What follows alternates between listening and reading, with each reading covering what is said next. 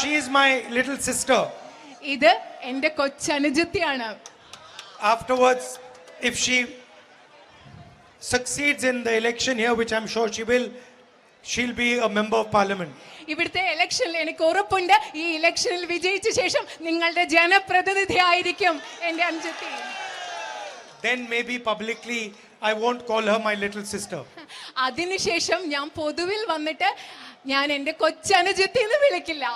But my relationship with her is that of a little sister. പക്ഷേ എനിക്ക് എന്റെ സഹോദരിയുമായിട്ടുള്ള ബന്ധം എന്ന് പറയുന്നത് ഒരു കൊച്ചനുജത്തിയോടുള്ള ബന്ധമാണ്. So I know her quite well. അത് എനിക്ക് എന്റെ അനുജത്തി വളരെ നന്നായി അറിയാം.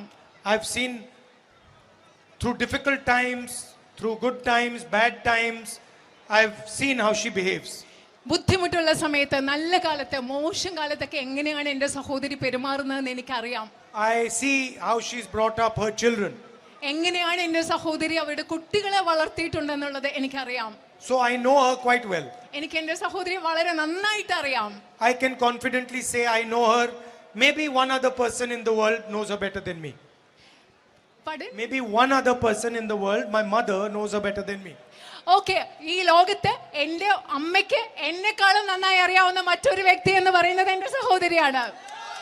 So I can tell you that she's going to be an excellent member of parliament for Wayanad. എനിക്ക് നിങ്ങളോട് പറയാൻ സാധിക്കും, നിങ്ങളുടെ ഏറ്റവും മികച്ച ഒരു പാർലമെന്റ് ജനപ്രതിനിധി ആയിരിക്കും എന്റെ സഹോദരി എന്ന് പറയാൻ സാധിക്കും.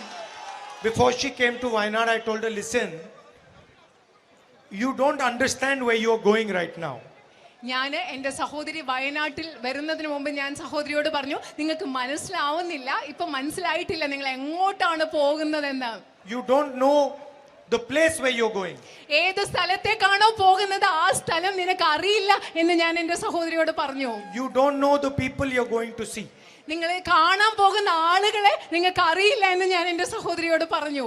And I told her also, you please understand that when you go to fight the election campaign, you will find that it will be the most enjoyable thing you've done.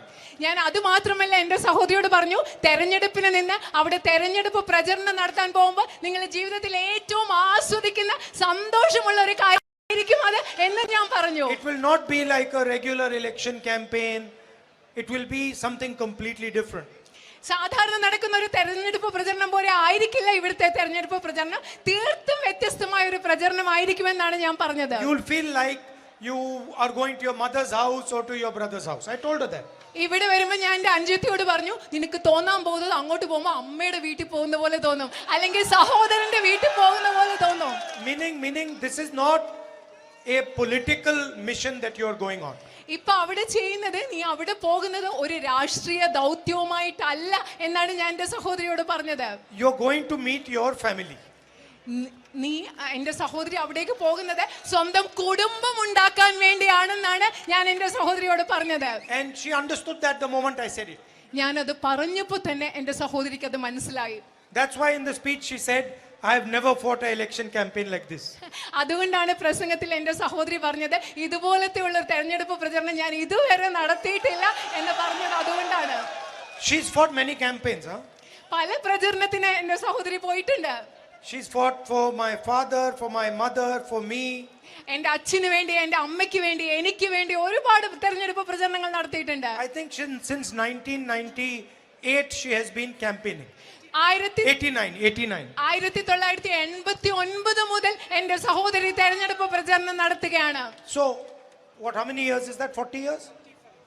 For 35 years she's been campaigning, but she's never been the MP.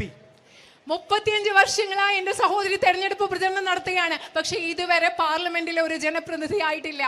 Most people they campaign 2 or 3 times, they say I want to be the MP.